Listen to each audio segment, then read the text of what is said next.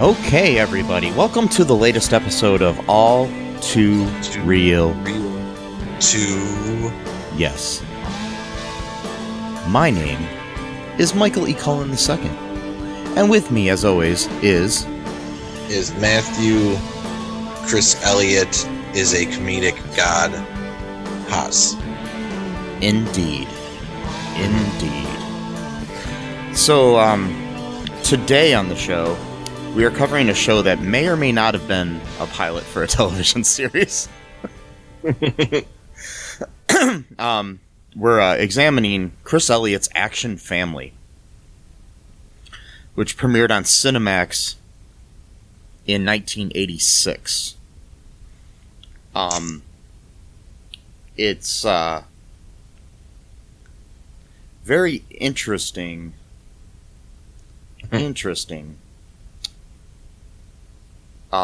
Program. It was directed by Gary Weiss, written by Chris Elliott, Sandy Frank, as well as Matt Wilkline. Yes. They were all writers on Late Night with David Letterman at the time, including Chris. So, yeah. Just, yeah. It's a very interesting show. It's a hybrid television show of a kind of like a 70s cop show mixed with a family sitcom. Very meta, very interesting. Yeah. Featured a young Seth Green as Chris Elliott's son, Danny. Just, a little bit of trivia there. So, as we examine this here, Matt, what happened in this episode? Man, so many things happen. It's so hard to just pinpoint one thing, but it opens up with Chris wearing a wig, obviously wearing a wig. His, after the credits roll, because, by the way, the credits are kind of like, sort of like, almost like the Brady Bunch a little bit, but the song is a little bit like a different kind of show. I'm not like the Brady Bunch. There's they got like the sort of the windows, the tiles or whatever type of thing. And then, all these weird action sequences going on, like a plane blowing up in the, intro credits and stuff like that. And, he ends up going to his detective office, and he's talking to his friend called No Brain, which is a African American jazz musician who's got like his upright bass, and Chris gives him a quarter and tells him to go to college, and then we find out though later on that apparently they quote grew up together, even though No Brain is like 40 years older than Chris and stuff like that. Yeah. And so that's just one taste of how weird this show gets, where it's just like just almost too much in a sense, but like they know when to pull back, like just at the right moment where it just gets like a little too weird. And he No Brain, quote, his nickname or whatever, comes in and asks him if you could solve a case where all of these jazz musicians are getting murdered, and he thinks that the killer is just like specifically going after jazz musicians. And Chris, by the way, his character name is Chris, as well as the actor Chris Elliott, and he's like, well, it'll cost you $800 a day plus expenses. It's like you don't have that kind of money or whatever. And so then he leaves, and all of a sudden you hear like gunfire, and then he goes out there and finds out that No Brain was killed. And then like they do this really cool thing where it's like a bunch of echo, and he's like, No Brain, and just have all this ridiculous echo going on. And then by the way, that part's on film, okay? And then but when he goes home, it's on video. So it's like they change it, and then like and there's all this like laugh tracks and like this show is like I only watched it twice. If I watched it like a bunch more times, I might be able to analyze it a little better. But like, there's just so many creative things going on in the show. Like at some points, like if you have the TV turned up loud enough, you can hear it. Where like you'll actually hear like voices talking in the background, like it's like members of the audience talking about the show as the show is going on. Yeah, like, they'll like repeat the joke, like no, he said this or whatever. I'm like, that's just really like really creative, like especially for 1986. I mean, nowadays we've kind of gotten used to TV being weird or whatever, but for 86, like just coming up with these really weird ideas, like having audience members talking to each other in the episode about what's going on, and like even sometimes they'll actually like they'll pretend like they heard something, they'll turn around to see like where that voice come from. I mean, it's just really, anyway, that's all I got for now, but it was really interesting. Yeah, the basic quote unquote plot, after No Brain is killed, he goes home, you know, and we have like typical family sitcom. He takes off his wig and he has like on his coat rack like a little like head to put his wig on, like a styrofoam head. Which, you know, whatever. It's weird. He gets there and, you know, he's got his kids there. They're having dinner at one point, and the two youngest kids are at the table. Seth Green is the son. His wife, who is obviously a lot older than him, which is interesting because the actress playing it, because like at the time, Chris Elliott was only 26 years old when he made this. And there's no way he has these 3 kids and this wife. But, you know, no way he was growing up with no brain. Anyways, his wife and kids are at the dinner table, and the wife's talking about how the oldest daughter is kind of being rebellious or whatever, and she comes to the table and she's naked. They've got like these little black bars covering her naughty bits, like you do, and I don't know. It was kind of funny. He basically says, you know, you gotta, you know, put some clothes on, and I'll let you go out with this guy that she wants to go out with, that she met at a prison dance.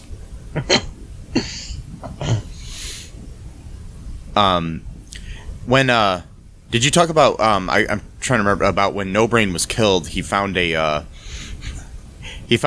feather earring. Right. Yeah. Yeah, and the guy ran away.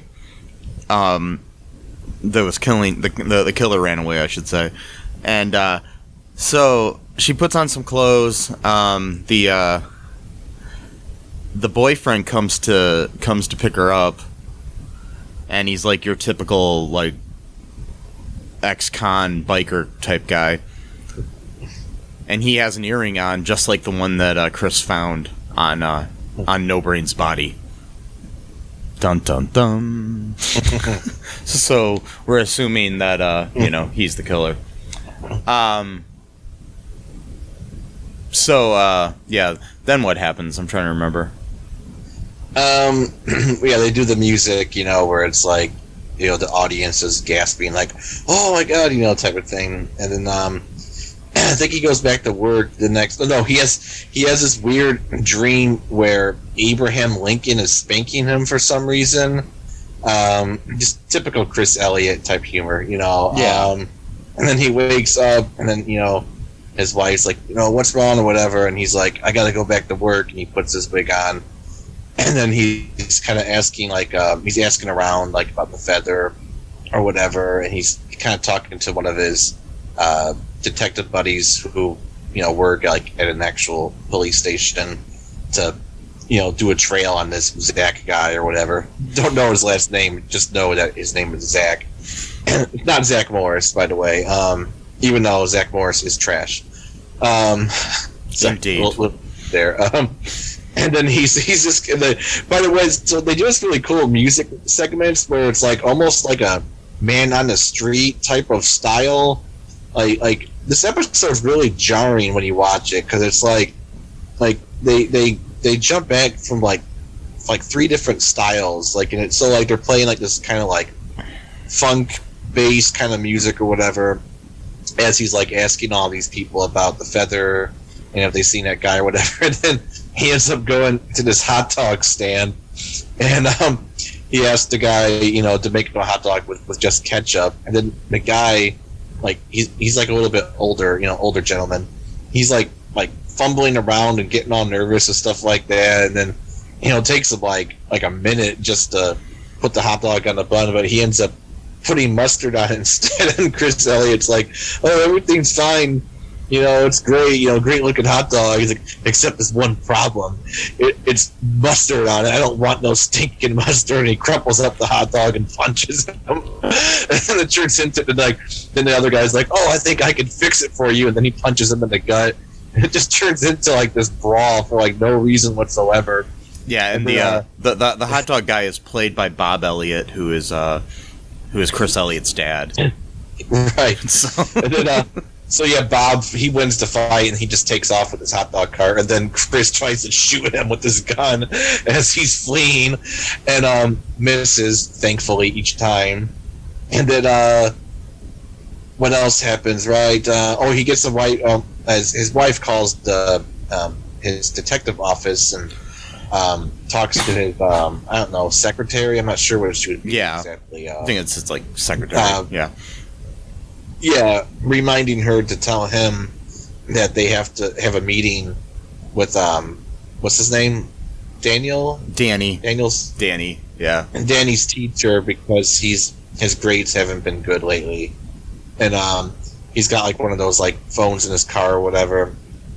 And then you want to talk about the cameo, because it's kind of funny. Oh yeah, he's stopped at a light, and David Letterman pulls up next to him playing himself, and they completely break the, you know, concept, and they just talk about the whole situation where, you know, what's going on in the show and everything, and it's just kind of funny. Sure. So like Letterman is basically just kind of, you know, ribbing them and saying stuff like, you know, it's just you in this in this project, so, you know, like, you're the star of it and all this other stuff, you know, and giving him a hard time like Letterman does. Yeah, so it was pretty funny cameo. And then he mentions the fact he's like something about, you know, other actors, and he's like, didn't I see your dad over there, you know? And then he's like, which one is he? What was it, Bob or Ray? And he's like, I think it's Bob. Yeah, because I'm not sure either. Yeah. Bob and Ray were a comedy duo that Bob Elliott was part of. So yeah. Oh, okay. Yeah, they were like really. Oh, okay. They were like a really famous comedy duo, like a stand-up comedy duo. Yeah. Oh wow. Yeah, there's the Elliots have a nice history of comedic. You know, it's interesting that, you know, like Chris Elliott and his daughter Abby Elliott are the only two father and daughter to both be cast members of Saturday Night Live. Oh wow! And then and Bob Elliott also hosted Saturday Night Live once too, so they've all been on the show. Wow! Yeah. Which one is Abby Elliott? Is she like recent or? She was on maybe within the last decade. Okay. She it's really cute. She also was on the second to last season of How I Met Your Mother, which Chris Elliott was also on. She played Ted's like psycho girlfriend, like his last girlfriend that he had before he met the mother. Oh, okay. Yeah. So yeah. Okay, that's cool. Yeah. And plus, too, David Letterman in this cameo, he goes, "Oh, they'll put anything on cable," and then he just drives off. Yeah. That was good. Which was true at the time. Yeah, I mean, Cinemax was kind of known for, well, it was known for like softcore porn. I mean, I only noticed from rumors because I was like 5, when Cinemax was popular. But no, you were watching it when you were 5. no, right? I was not watching softcore porn. Thankfully, I was not introduced to that stuff at a way too young age, which would then just completely warp my view on sex. No, thankfully, that did not happen. But which for most people these days, it's kind of weird. Anyway, there's like a whole article about. Anyway, I don't want to get into that, but it's kind of messed up that like people are younger and younger and younger, like getting exposed to like porn. It's just like it's really not healthy for the growing brain. But anyway, that's a whole different subject. But yeah, it's not good. Anyway, so how about them local sports teams and the games that they play? Yeah. Oh wait, never mind. Yeah, exactly. What was I saying now? I got sidetracked. Oh yeah, so it was just about cable. Do you want to take a break really quick and then we'll come back and talk about the rest of the episode? We'll be right back, folks.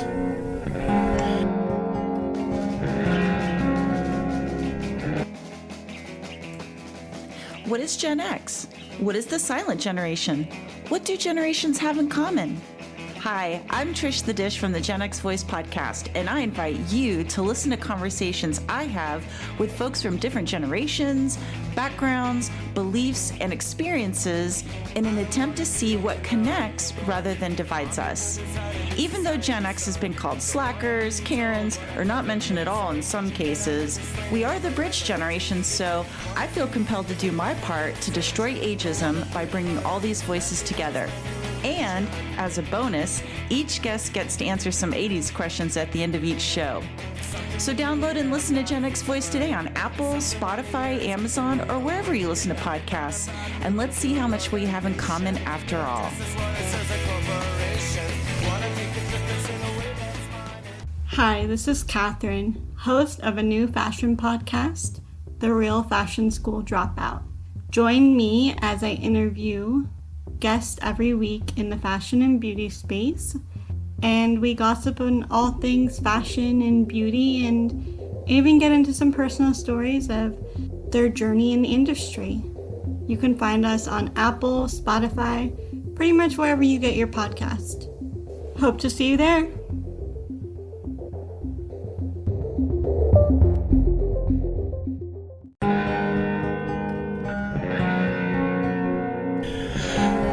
Snap back to reality. Oh, there goes gravity. Oh, sorry. Anyways, so I like that. That was a good rhyme right there. Yeah, it was Eminem. Anyways, I just tried to charge my phone with my laptop. It didn't work. Oh well, it was fun. Fun try. Good times. Anyways, so what else happens here in this episode here, Matt? Well, I'm gonna clear my throat because Mike was just mean to me right now, so I'm mad at him. He said, "Would you like to come back to reality, Matt?" And then that offended me. Sorry. Cancel culture. Canceling Mike. So tune in next week when it's just me hosting the show. I'm just joking. all to Mike because I apparently I'll host it with myself. There'll be 2 of me. It'll be all 2 mics. I'll do all 2 Matt, and then we'll just like post both of our shows on the page and just start flooding competitive podcasts, and then we'll eventually have like a reunion 2 weeks later where we're like, you know what, we're actually better together, let's just do this again. And it turned out the whole thing was just a marketing ploy to get people interested in like a fake feud, and then that we got more listeners that way. So congratulations for preemptively falling for our trick that we won't actually. But now we just gave it all away, so we probably shouldn't do it. Yeah, god damn it. But I was hoping to start my own show called All Two Mike and Ike, and it was going to be me. It was going to be me and David Icke, the conspiracy theorist. Yeah, it was just going to be me and him, and we were just going to talk about candy. Yeah, well, there you go. Mike and Ike candy. No, we were going to talk about every other candy besides Mike and Ike's. Oh, okay. Well, there you go. It makes even more sense because, with David Icke, it's not the obvious. It's always what's hidden, So, Mike and Ike is too obvious. Speaking of candy, so the other day at work, I'm just going to share this here. I was at my lunch table, and one of my coworkers, she says, "Sweet Jesus." And then I said, "I just pictured a candy bar shaped like Jesus." And then she says, "You can't eat Jesus." And I said, "What about communion?" Good times, good times, good exactly. times. Well, that's true. Yeah. I mean, I'm not Catholic, but I studied that so much, just the concept of, I mean, it's Easter's tomorrow, so yes. When we're recording this tomorrow. So I studied that whole concept, and it's just really fascinating when you think about it, because it's like you're literally putting, like, not putting as in like the food. I mean, you're putting. I guess it could turn into pudding. I don't know. Anyway, that's off topic. But you're literally putting Christ into your body. So like literally, like you're like almost like a bit of Christ. Like you're like a piece of Christ. Like, so you're not full Christ. You're like maybe like 1/1000th Christ or something like that. You do it every week. So you literally are walking around, town or wherever you're at with like, and there's millions of people doing this too, right? So it's like literally Christ is just like all over the world at once. Like it's a very interesting concept. So you know what I'm gonna do? What? I'm starting a company. It's gonna be called Sweet Jesus Pudding. And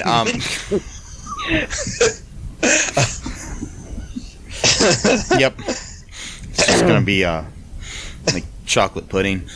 God. Yeah, literally God. And pudding, yeah. wait. That's terrible. So if I believed in hell, I'm going there. Anyways, so I apologize to all like the Eastern Orthodox and Catholic listeners here. So I'm not saying it. No, there's nothing bad about that. I'm just saying. Anyways, so back to you were brought up Catholic, so you know. Yeah, back to Chris Elliott. Right. In Action Family. Right, in Action. I'm not sure if Chris Elliott's Catholic or his character. Anyway, yeah, he shows up to the meeting or whatever, the school meeting. Yeah, they have a school meeting because Danny's doing bad in school. Yeah, he's like can't understand his homework or whatever, and so he gets there, and his teacher is named Mrs. Diaz, and he's like, "You can call me Chris," and she's like, "You can call me Mrs. Diaz," and it's like, "Oh, okay," and then she's like, Danny's, a very bright, so like the mom is like, like, I don't understand. Danny's a very bright child. I don't know why he can't understand. And like Chris is like, let me handle this. Just says the exact same thing as his wife. So it's kind of like a play on the whole like sexism thing. Like, like, oh, a woman can't, which is interesting too. 1986. So like almost got like a little bit of woke in here, like way before that was even a thing. So that's very interesting right there. And exactly. And what's that? I said exactly. Yeah. Oh yeah. And then she's like, well, this is a Spanish speaking school, and I have no doubt that he's bright, but you need to take him to an English speaking school. And they're like, oh, wait a minute, what? And then I forgot, like Chris tells some really corny joke, and all of a sudden the applause just gets completely out of control, and Mrs. Diaz is like looking over like where the window is, like, and they all get up, like take a bow to like the studio audience who's apparently watching this whole thing unfold, and like someone throws like a thing of flowers at then they just return back to the scene. I'm like, this is really interesting. So weird. Yeah. It makes our humor look normal. Anyways, yeah. And what ends up happening is we find out that it's a Spanish-speaking school, and that's why he's doing so bad, because he doesn't speak Spanish. Yep. And they find out that they got on the wrong bus. That's how he ended up at the school. Because they wouldn't notice that the wrong kid's at the school and say something to the family before then. Right, because Danny never would once say, by the way, they all speak Spanish all the time. Nope. Nope. It's very funny. So then what happens next? I'm trying to remember. Let's see. His detective buddy from the police station calls him up and says that he's been putting on a trail on that Zach guy, and that somehow he knows that both him and his daughter are at the house. So I guess he just had a guy like following him the whole time, or I don't know. And then so they rush to the house, and Zach and Melissa are making out while the younger youngest daughter is just watching them with the lights turned off and the stairs. Creepy. No, she's just standing there the whole time. I know. I'm like, what the hell is going on? And then, there was also like a running gag throughout the thing a couple times. It's like, where's Grandpa? And then you hear a toilet flush. Oh yeah, that's right. When they're at dinner, the first, yeah, exactly. You never see him in the show. And then, yeah, they get inside and they turn on the lights and they're like, "Oh, what's going on? You got a lot of explaining to do, Missy." Blah blah blah. And, at first they think, she's like, "Why? Why'd you do this?" Or whatever. She's thinking that because she shaved her head, and got like a tattoo on her eye and her head now, and she's like, "You guys don't pay attention to me anymore, or whatever." And stuff like that. It's like, you didn't even notice I shaved my head. Right, and then they're like, "We gotta do something about your boyfriend or whatever." He's like, "That's a nice earring you got there." And he's like, "Oh yeah, that kind of looks like the one that you've got." And like the audience is like, "Wait, what?" And it's like, "Wait, what are you saying, Zach?" Like, "Yeah, she gave me that earring, and then she lost the other one the other day." And then like all of a sudden, this old lady who's like sitting on a couch is like, "It's obvious that Melissa is the killer." And then like the whole family's like looking around like who said that type of thing, like, yeah. And it turns out that Melissa was the killer, and it's just like done for like comedic effect too, like, "Oh well, I only wasted those people just to get your attention," and stuff like that. They're like, "Oh," and then it's like, why did you choose jazz musicians? And she's like, "I just chose random people." Right. It's like, "Oh well, funny how some things work themselves out and all this kind of stuff." And then like, "Well, what do we do about Zach?" And she's like, "Well, he's an ex-con, Instead, the younger daughter's like, "Hey, Dad, let's kill him." It's like, whoa, like that's really dark to have like a 6-year-old say.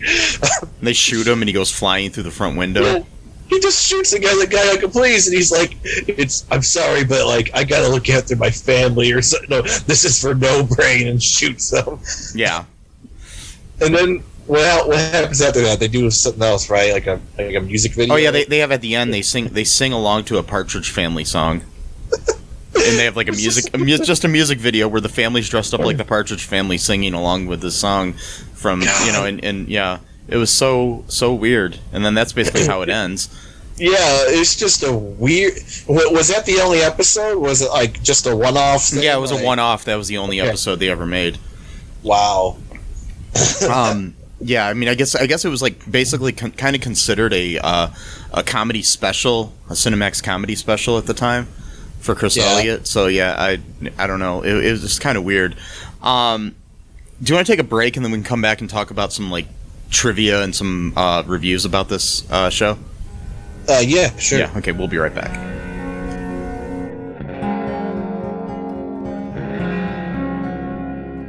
Need a new podcast to listen to? Well, why not check out the Super Podcast from the Super Network at supermarcy.com, where we discuss films and pop culture, and we do monthly fan-voted commentaries. We are available on all major podcasting platforms.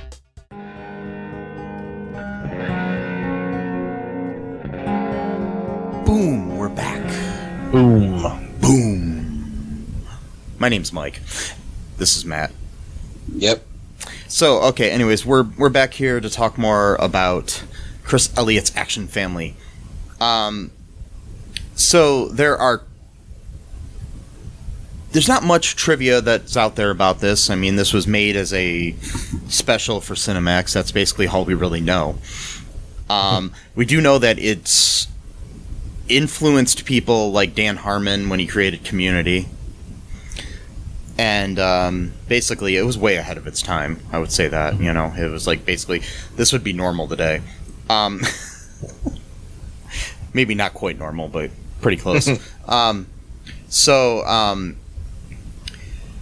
you want me to read the reviews that they got on the Internet Movie Database? Yeah. Okay. So there's a 9 out of 10 review here by Cortez Jagger. And this was written on December 10th of 2005. The headline is "Very, very funny if you like Chris Elliott." My roommate and I rented this on video about 10 years ago at an indie video store in Minneapolis, Minnesota. I thought this was a great early nugget showcasing Chris Elliott's annoying but hilarious persona. If it surfaces on DVD or cable TV, this is worth a spin just for David Letterman's blistering cameo where he ball busts Chris at a stoplight. There is also a delicious lampooning of both British TV. It's shot on film for outdoor scenes and video for live before a studio audience with a laugh track, allowing Elliott to jump between the two mediums, and makes fun of the Partridge Family. The family is also a band. Plus, there's a dream sequence where President Abe Lincoln spanks a crying Chris Elliott. Lincoln also shows up again in his FDR one-man show. Worth ferreting this one if you are a fan of his brand of humor. Okay, and then there's a 2 out of 10 star. This was written on May 22nd of 2017 by Martin Haffer. I liked Chris Elliott's Get a Life, but Action Family was terrible. Before assuming I hate Chris Elliott, understand that I did enjoy his surreal and often dopey series Get a Life, which I highly recommend. Is probably one of the greatest sitcoms ever on TV, by the way, which came out 2 years after this failed TV pilot. I think it's mostly because, although Chris behaved strangely in both shows, Get a Life was usually clever and funny. As for Action Family, it has few clever elements, but makes little of them because I just didn't find it funny or professional looking. And I can only assume the folks who rejected the show felt pretty much the same. The show is almost like two separate shows. On one hand, Chris plays a private eye, and on the other, he's a dopey dad with a goofy family, complete with one of the most god-awful laugh tracks I've ever heard. Because of this, it makes the show come off like it thinks it's really funny and clever, but it just isn't. The plot, if you care, is about a serial killer as well as Chris and the wife trying to make their awful children happy. The bottom line is that some of the weird, surreal ideas did later make their way to Get a Life, so perhaps it's good Elliott got to try and fail and learn from it. Overall, horribly unfunny and stupid. Okay, completely missed the point of it, but whatever. Yeah. I mean, like, the whole laugh track thing, it was supposed to be bad. That was the whole point. That's what they don't understand is the thing is it was a surreal comedy that was totally meant to be that way. I mean, it's... Yeah. Yeah. Whatever. I don't know. Would you recommend anybody watch this, Matt? Oh, definitely. I mean, I watched it on YouTube, and the quality wasn't that good, but if you can find a better, quality of it, I mean, it was still good even with the crappy YouTube quality. But if you find it on VHS or like a burned copy from like a friend or something like that, I'm not advocating illegal, whatever. I mean, I highly doubt there are any high quality versions of this out there anywhere. Even if you buy the VHS, which you can buy for about $40 on Amazon. Probably is still just it's VHS quality. So right, yeah. So was this ever actually aired, or was this on? It aired on Cinemax. Okay. Yeah, it aired. I not sure when, but it did air. So okay. I mean, sometime in 1986. Yeah. Okay, that's cool. Yeah, you're probably right. It's probably like I doubt someone bought it to save to then sell later, type of thing. Like, I'm going to invest in all of these Action Family tapes so I can sell them for a profit 30 years later. And who knows? I mean, even back then, even in the 80s, I mean, they did save a lot of stuff at television shows, but I mean, at television stations and networks and whatnot. But yeah. I doubt there's even a master copy of this anywhere. They probably, this wasn't something they saved. It's not like, this was the,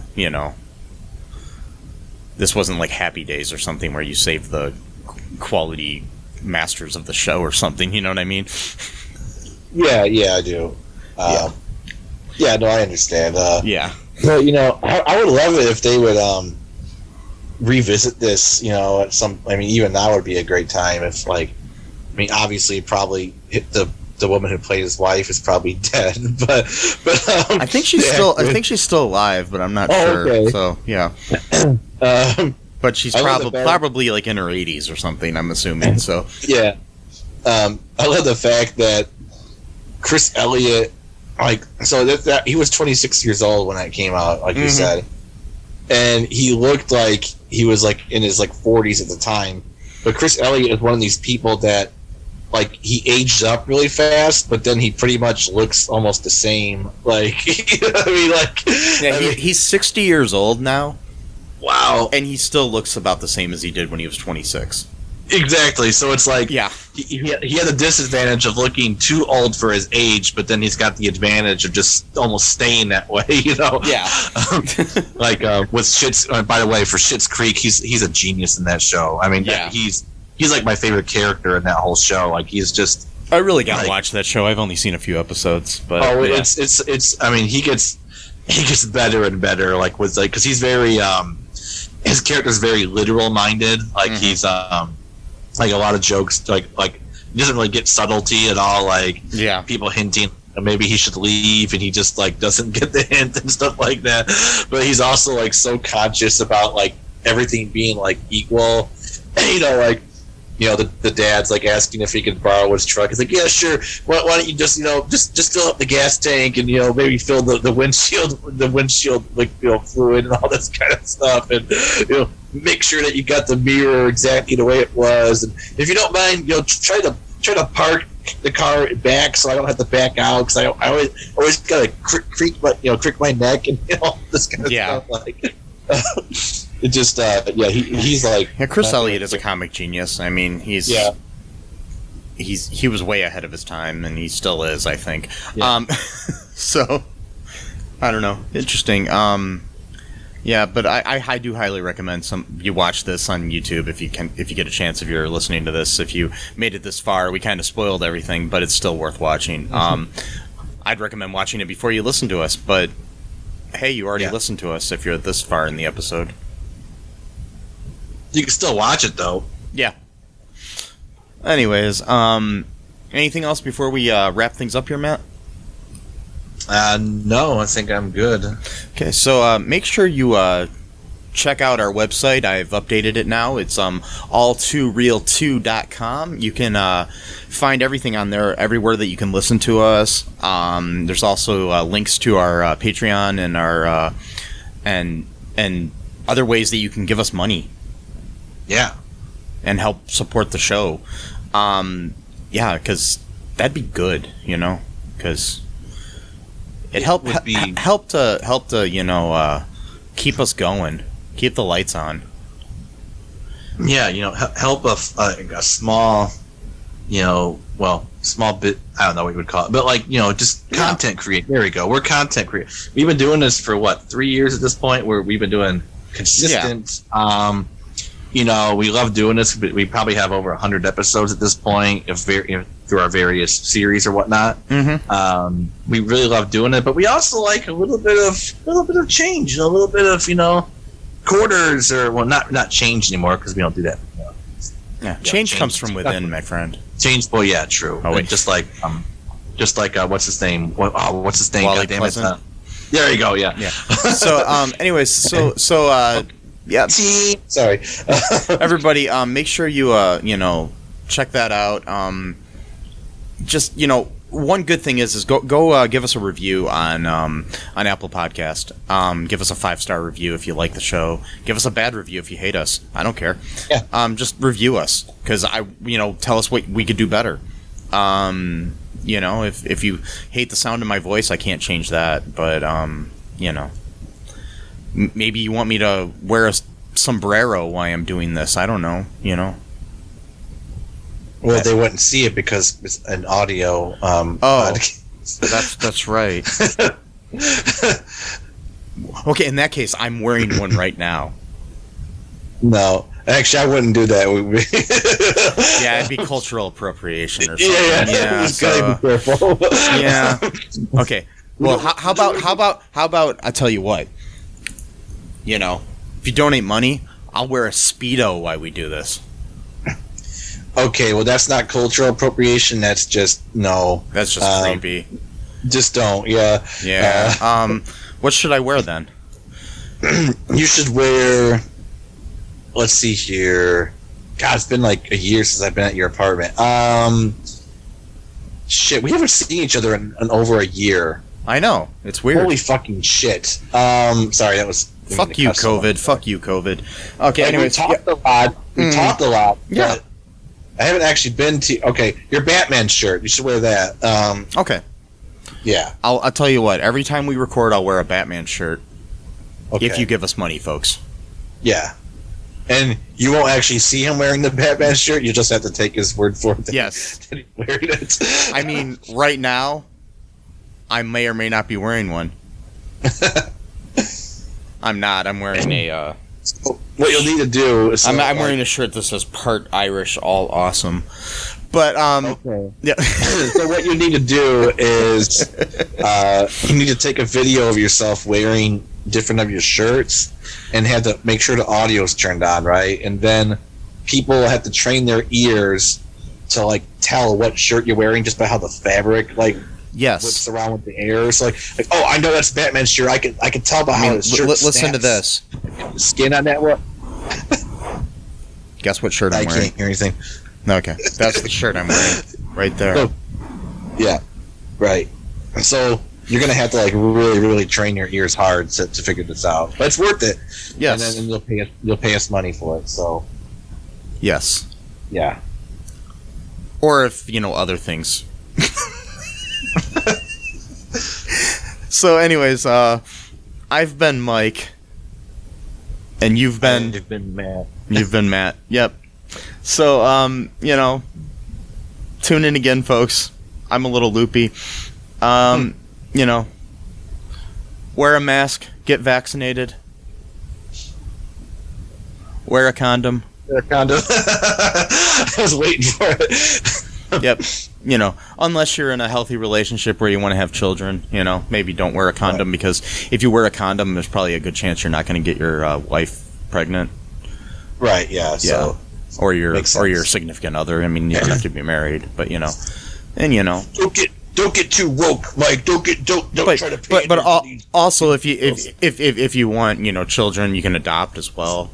If you're ever having issues there, that's fine. Look into adoption. Yeah. See, this is life advice with Mike. Yeah. Yep. And I have no children. Anyway, so bye-bye. Bye. Thanks for listening to All Too Real 2 podcast, a Cullen Park production. Produced and edited by Michael E. Cullen II. Music by Matthew Hawes. Subscribe and share the show. Visit us at cullenpark.com.